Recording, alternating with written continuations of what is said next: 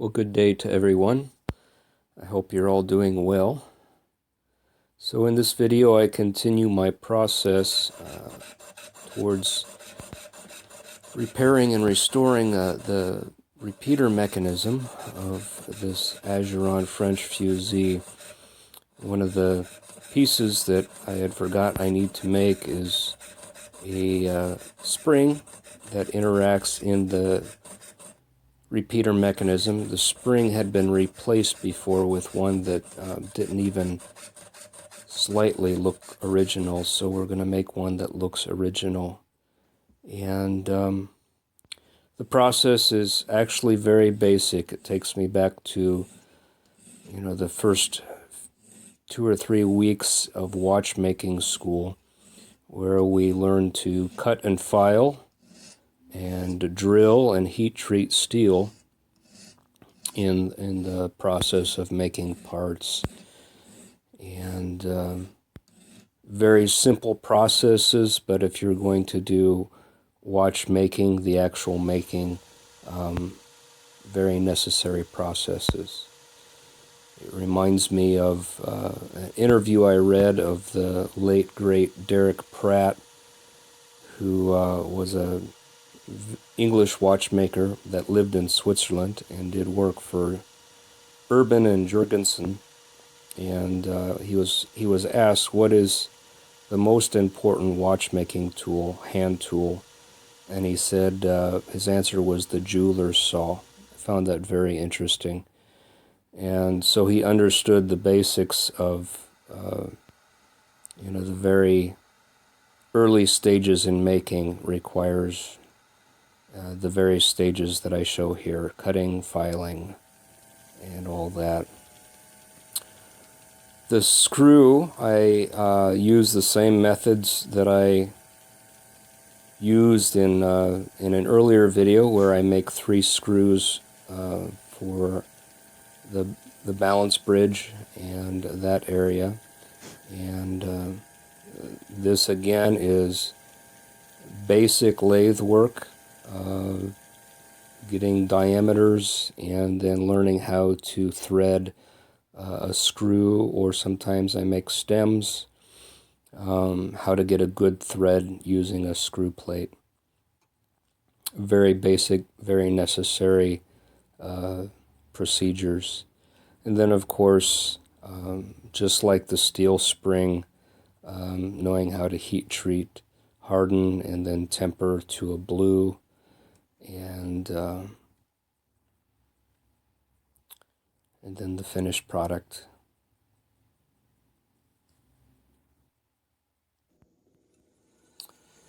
And then this part, which I mentioned towards the end of my last video, I'm making that out of brass. Here I've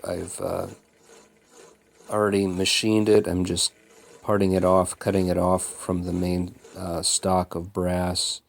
The drill didn't go through all the way as I need it to, so I'm finishing the drilling out and then eventually filing that hole that I just completed there to a square hole, so it'll fit on the post. And once it fit, then the effort of cutting or filing it, the outside rim, in such a manner that it will accept and pull the pin from the quarter rack, or the quarter repeater rack. There's a place to receive that.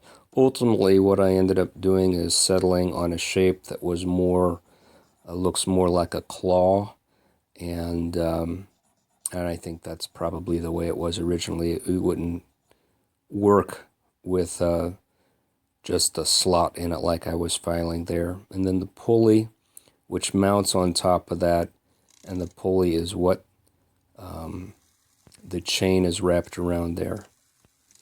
And you can see the hour striking right now, and eventually you'll see that rack moving and the bim bam of the 2 hammers.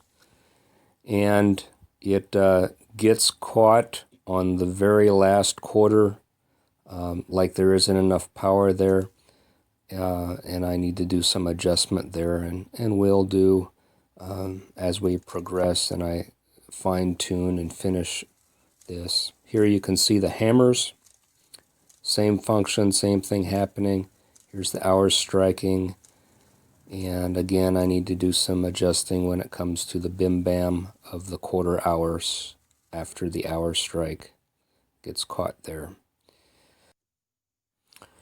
So moving forward, I will do the necessary adjustments so that the quarter repeater function can complete its circuit and work correctly. But at this point, I'm going to proceed and work on finishing the gears that I've made, which will involve cutting and filing spokes in them, as well as electroplating them, as well as working and electroplating the gears from the alarm mechanism, which I have not completely finished yet either.